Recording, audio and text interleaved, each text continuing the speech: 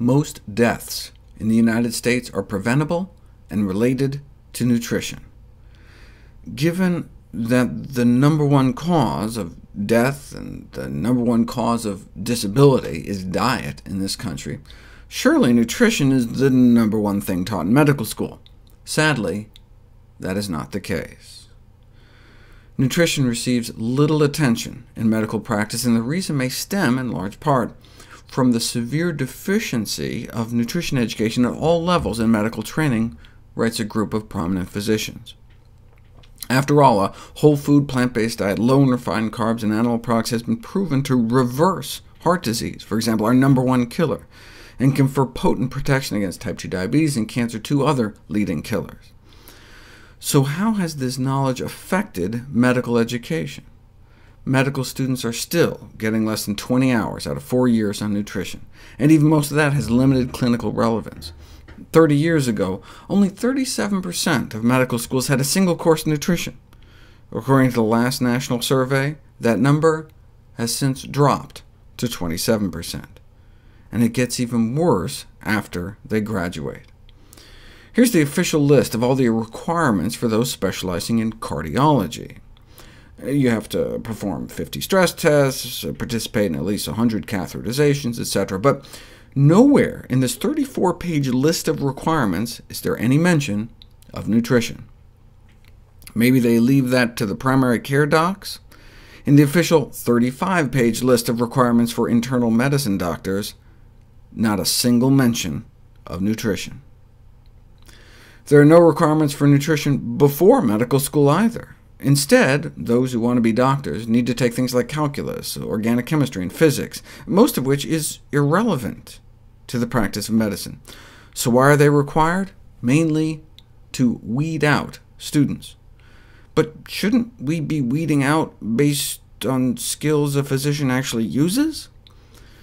The pernicious and short-sighted nature of the process of selection becomes evident when one realizes that those qualities that may lead to success in some pre-medical organic chemistry course, like a brutal competitiveness or unquestioning meticulous memorization, are not necessarily the same qualities we need in competent clinicians.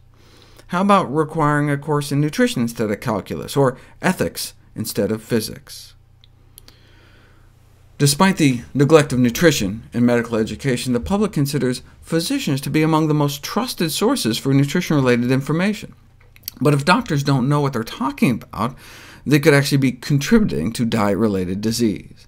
To stem the surging tide of chronic illness in the United States, physicians need to become part of the solution. Yes, there's still much to learn about the optimal diet, but we don't need a single study more to take nutrition education seriously, immediately. It is the low-hanging fruit of healthcare. We have had the knowledge we need for some time. What we need now is the will to put it into practice. By emphasizing the powerful role of nutrition, we could dramatically reduce suffering and needless death. For example, the Million Hearts Initiative.